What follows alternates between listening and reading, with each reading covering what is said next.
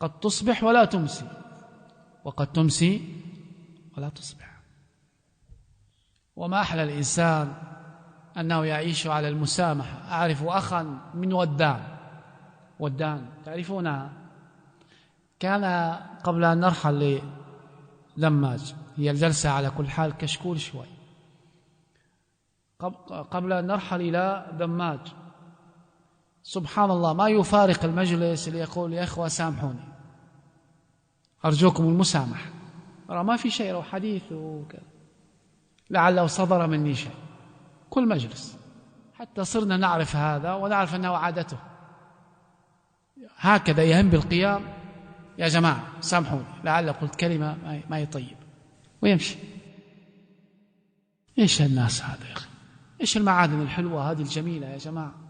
ما هي صور ولا هيئات، هناك شيء داخل القلوب. فتش فتش فتش، إيش تحمل من غل ومن حقد ومن بلاء ومن ضغينة ومن إيش هذا يا أخي؟ ارحم نفسك يا أخي، خلاص كافي، خلاص كافي يا أخي. عيش طيب يا أخي، عيش مع إخوانك طيب، عيش حياة جميلة وفيها ألفة وفيها محبة. وترى الدهاء والمكر ما ينفع، ما ينفع.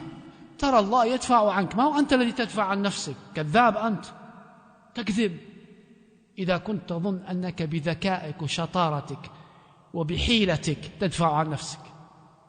أبدا، إن الله يدافع عن الذين آمنوا. والطيب لا يؤذيه أحد، تنكسر النصال والسيوف والدروع ولا يصيبه شيء. طيب، فصفوا يا جماعة، صفوا خلاص، صفوا. والله ما سيبقى إلا من عاش طيبا أبدا. حزازات والعداوات والمشاكل والهموم والبلاء هذا كله صرف عنه. دنيا فيها كدر أجل، لكن أنت لا تستجلب الكدر، أنت ادفعه. النبي صلى الله عليه وسلم كان يستعيذ بالله من الهم والحزن، أليس كذلك؟ والرجال العظماء ترى أصحاب مواقف، والذي هو رجل شهم لا ينسى. العامة يقولون يا أنس بيني وبينه إيش؟ ما تعرف العامة إيش يقولون؟ بيني وبينه عيش وملح. إيش معنى الكلمة هذه؟ طالما أكلت أنا وهو، أكلت من زاده ومن طعامي، انتهى. رجال. عائشة رضي الله تعالى عنها في حادثة الإفك ضمتها امرأة من الأنصار، بكت معها ما تكلمت، بكت بس. فكانت عائشة لا تنساها لهذه المرأة. طيب كعب بن مالك لما قام إليه طلحة يهرول هنأه بتوبة الله عليه، قال ما نسيتها لطلحة.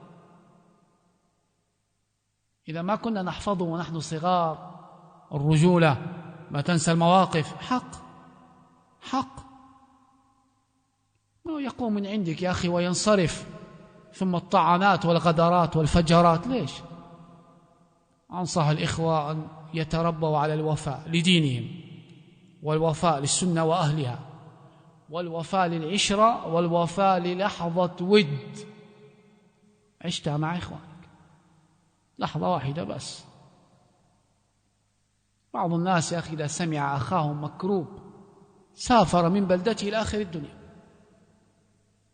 لعله يكون سببا في التفريج عنه. سفر، تذاكر وطائرة وأموال من أجل التفريج على أخيه. نحن الآن لا نجد هذه المواقف العظيمة للأسف. وضعف أمر القدوات. إيش هي القدوات التي يتأثر بها الإخوة؟ المصلحون أين؟ الطيبون أين؟ الرجال أين؟ لذلك نحن نعظ أنفسنا